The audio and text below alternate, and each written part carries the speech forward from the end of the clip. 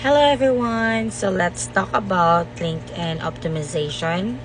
Okay, it's very important to optimize your LinkedIn account to help you be more visible to your target clients.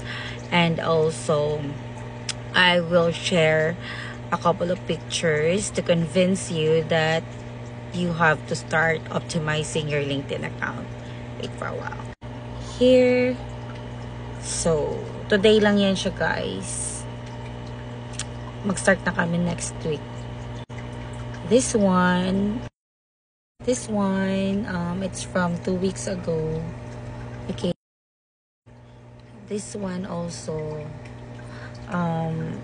this one, ano siya, cold calling for real estate. So, hindi ko siya ma-handle. Ni-refer ko yung friend ko and now, na-hired niya yung friend ko and start na sila mag-work.